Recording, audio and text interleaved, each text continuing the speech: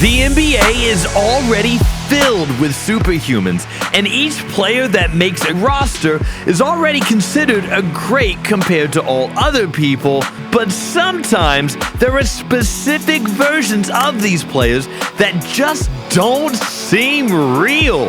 And over the years, they have become myths and the biggest what-ifs in the basketball world. Here one day, gone the next. And today, we're digging into all of them. So get the back of your cereal box ready. These are the greatest what-if players in NBA history. Coming up first, we have one of the most iconic runs ever. And this was done by none other than Jeremy Lin. Jeremy Lin was just like any other scrub. Went undrafted, played garbage time, the usual. To give you an idea of how much of a scrub he was, every NBA team has a 15-man roster. Jeremy Lin was the 15th man. But everything changed one winter night. In early February of the 2012 season, the all-star of New York City was the main man, Carmelo Anthony. He was injured, though, and the Knicks were struggling, winning only 2 out of their last 13 games. Until Linsanity exploded out of nowhere. 25 points against the New Jersey Nets, 28 points against the Utah Jazz. But what truly cemented the legend of Linsanity was when he dropped 38 points against the Lakers, against Kobe. It doesn't get any more legendary than that. The Linsanity run became so iconic that it made Jeremy Lin one of Time Magazine's most influential people in the world. And now, anytime a random player explodes out of nowhere and goes on a crazy run, the first thing our mind drifts to is Jeremy Lin. But as iconic as the myth of Linsanity is, it lasted for only a few weeks. The next one lasted a decade, and that's Game 6 Klay. Klay Thompson is arguably one of the best shooting guards in NBA history. And even though the former Splash Bro has gone from splash to struggle recently, during his prime, he was a force to be reckoned with. I mean, the records speak for themselves. Klay holds the most points in a single quarter in NBA history with 37. He has the most three-pointers in a game out of any hooper of all time, with 14. And he once dribbled 11 times in a game while scoring 60. As impressive as regular Klay was, nothing compared to Game 6 Klay.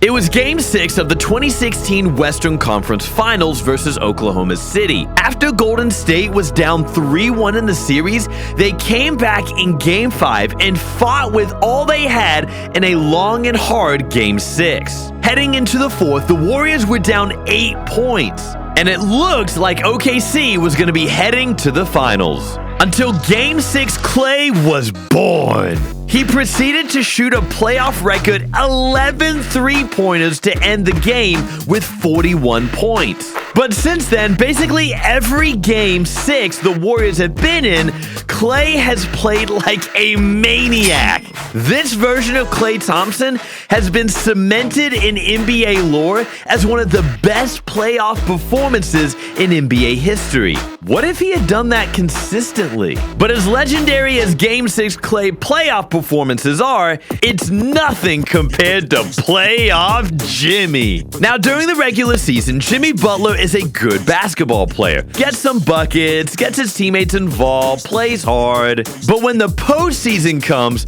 a switch gets flipped. Take the 2020 NBA season, for example. Jimmy averaged 20 points per game, 7 boards, 6 assists, and nearly 2 steals. Not bad, but nothing special. But then came the playoffs. Jimmy played great with similar numbers until the finals. Jimmy G stepped it up. 26 points, 8 rebounds, and 10 assists per game. This man averaged a near triple-double in the NBA Finals. And even though they lost that year to, yet again, LeBron, people did give Jimmy his flowers. He continued to perform well into the playoffs in other years, but it wasn't until the 2023 playoffs that the legend was truly etched in history. The first seed Milwaukee Bucks take on the barely making the playoffs, skating through the play-in Miami Heat. The Bucks were the overwhelming favorites to win the finals,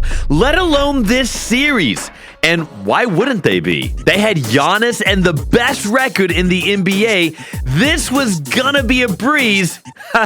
So they thought. During the series, Jimmy outplayed everyone. The man averaged 38 points in the series on 60% shooting and 44% from three. Bro ramped his score up in 2K. But the game of all games included his 56-point performance, which is the fourth highest scoring playoff game ever. Jimmy was the bus driver, carrying an 8th-seeded team to the NBA Finals, something that has only ever happened once before in history. And even though they lost again in the finals, everyone unanimously accepted playoff Jimmy is real and he is him. And even if he never wins a ring, playoff Jimmy has become a legend that no one will ever forget. Speaking of legends, this list wouldn't be complete without Jimmy Butler's dad, Michael Jeffrey Jordan. Michael Jordan isn't a myth or what if.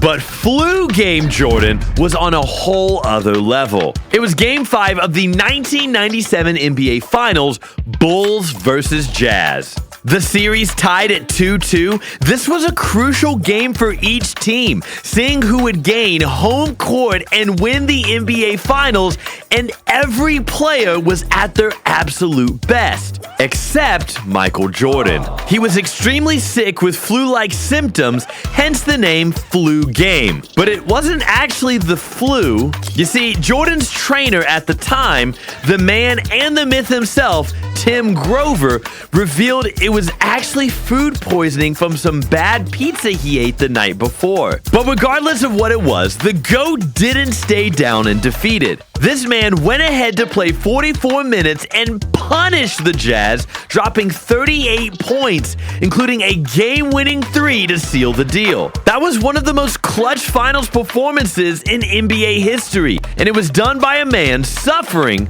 from extreme food poisoning. Haters say it's fake, and that's why it's so legendary. But for this next player, legendary is an understatement. What if I told you that all the storybook and what-if players we've mentioned so far are nothing compared to this man? Better than Game 6 Klay? Better than playoff Jimmy? Better than MJ? Yes, his name is Wilt Chamberlain. Now, for all you current NBA fans who were not able to hear or see Wilt play, he is a myth in and of himself. No special version, no special performance, no special conditions. Just Wilt. His physical description alone puts fear in the hearts of men. He stood at 7'1", had a 7'8" wingspan, was 270 pounds of muscle, and had an astounding 48-inch vertical. But besides his physical features, what separates Wilt is the NBA history that he wrote. Just one look at his records will leave your jaw hanging. Not only does he hold the most NBA records at 72 total, most of these records are impossible to break. Yes, impossible, unbreakable records. 100 points in an NBA game, 55 rebounds in one game, averaging 50 points a game during one whole season. And no 20,000 women. This man was a basketball god. And if you look at the NBA Bible, Wilt truly is a myth. According to basketballreference.com, he averaged 23 rebounds per game over his career. I'm gonna say that again for you. 23! The only man closer to him is the legend himself, Bill Russell. Everyone else in a totally different class. Legends like Kareem, Shaq, Dennis Rodman can't even sniff him. And current NBA players, way down on the list. The leader in rebounds in today's NBA is Andre Drummond and Rudy Gobert with 12 per game. Behind them, Embiid, Kat, Jokic, and so on. Let me put it this way. If you are under 50 years old, which, according to my analytics, are 84% of you, the most intense and effective rebounders you've seen in your entire life average 10 less boards per game than Wilt. He was that good. What's crazy, though, are the stats that he probably dominated in that we will have no clue about. See, defensive statistics like blocks and steals haven't been recorded yet in the NBA. The first season block shots were officially recorded was during the 1973 and 1974 season, the season after Wilt retired. The official NBA record of blocks in a single game set by Elmore Smith in 1973, 17. According to Wilt's coach, Jack Ramsey, Harvey said he used to tell one of his statisticians to keep track of Wilt's blocks in big games. One night, they got up to 25. Can you imagine a player in today's NBA dropping 51 points, 22 rebounds, and 25 blocks? And that is a normal night for him. That is who the myth is. And listen, to add to the folklore, over his career, Chamberlain averaged 46 minutes per game. You know how many minutes are in an NBA game? Let me remind you. 48. He holds the all-time NBA ABA record for most minutes per game. And with today's soft players and load management, I know for a fact that this record will never be broken. I mean, look at the top 30 players who stand with him who still play. Okay, what about the top 60? This man was tough. He holds the record for most points per game in a season, like we said, along with the next 3 spots with 45, 38, and 38. He's the all-time NBA record holder for most points in a season, also holds the second highest, and he holds the most career regular season 60, 50, 40, and 35-point games in NBA history, with Kobe and Jordan as number 2 on all of those. He's got the most double-doubles of all time at 968, the only player in basketball history to lead the league in points, assists, and rebounds in one season. And on, and on, and on, and on. People consider Michael Jordan or LeBron James to be the GOAT, but Wilt Chamberlain was more than that. He was a what if. He was a myth. The myth that leaves us asking, what if Wilt was playing during the 90s? What if Wilt played in the modern NBA? Would he have averaged 50 rebounds per game? Would he have scored 100 in a game? Would Wilt be the unanimous greatest of all time instead of the MJ and LeBron debate? The world may never know.